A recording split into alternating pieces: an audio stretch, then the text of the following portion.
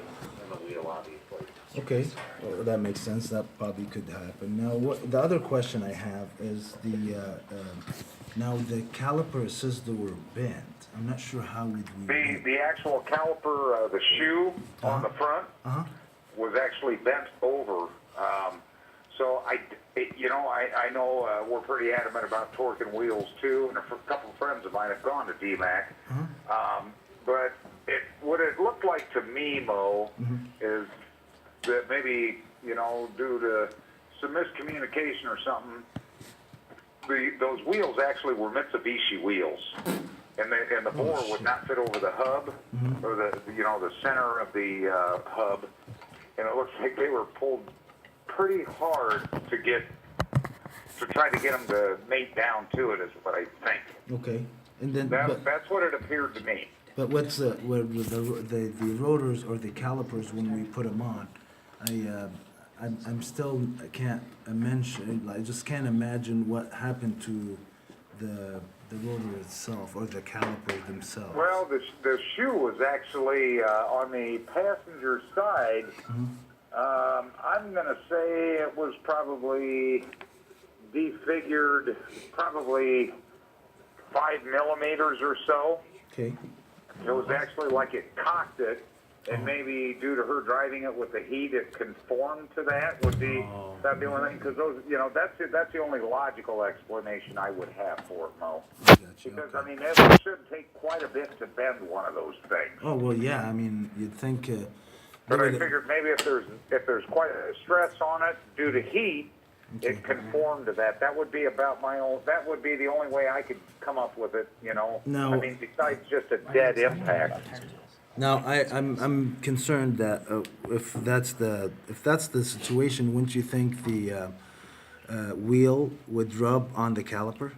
I would think so. Yes. But the wheel did not rub on the caliper, right? No, it did not. And I'm not going to sit here because we're all in this together. Oh yeah. I'm just. I'm not going to sit here and say that wheel could have bent that. I wasn't there. Right. Was it a pre-existing condition? Possibly. Would somebody even look for that?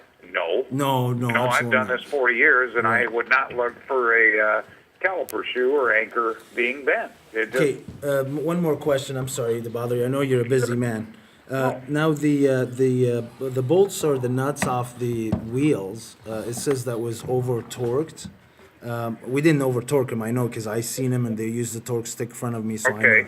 But now that could be possible because the aluminum rims that will get them to tighten up a little bit after you drive them for a while with the temperature. That's usually normal. Well, in general, usually an aluminum wheel will actually loosen up more than when you drive it. I worked at Earl's for quite a while. I've done, not got get to it, I've done it 42 years, but through my, that's why we would always, like when we'd put a new wheel on, we'd say, hey, come back in 50 miles, and we retorque them, yeah, that's true. Now, if they were torqued too much, wouldn't you agree if you take them off, you would have to either heat them up or actually ruin the threads on them? Well, there was 2 of them that actually broke, so whether they'd been cross-threaded or, I mean, like some of these Chryslers, you can thread them on by hand and then torque them by hand without even hitting them with an impact. And then when you go to pull them off, let's face it, the metal today is not as good as what it was on like my '69 Chevelle SF. Oh yeah, absolutely. I mean, it's just not. Now, that's the customer? Did you talk to the customer and let them know that could happen very well? Well, the one, and we just said, hey, we're done.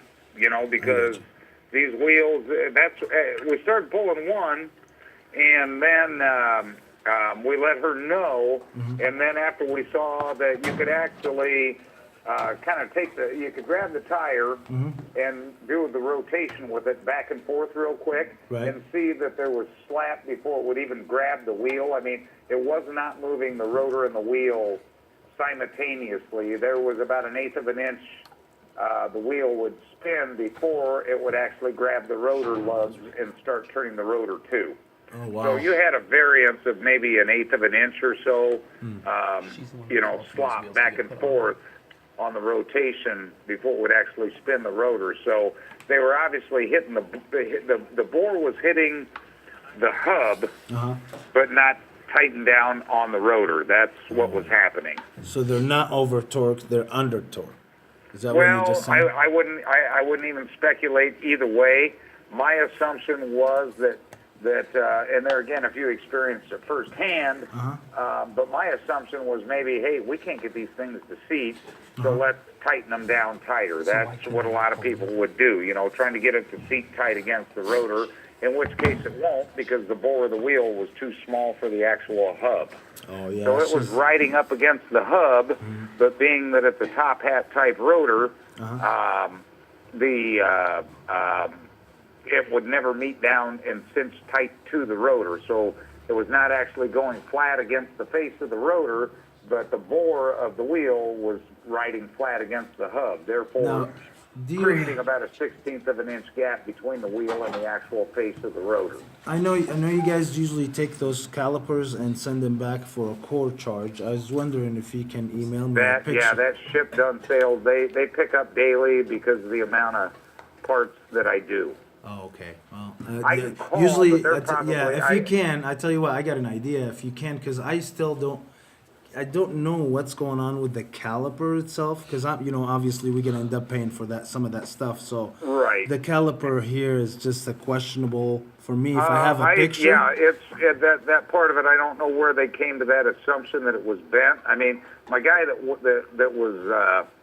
was working on it, he's a master tech, so I don't doubt that it was bent. Now, was it bent due to the wheel? Now, did you have to? Did you guys have to? I don't see that. I'm going to be honest with you. I Let's don't go. see it. Yeah, no problem. Now, can you tell me something? Did you guys have to replace like the bolts or anything like that for the calipers?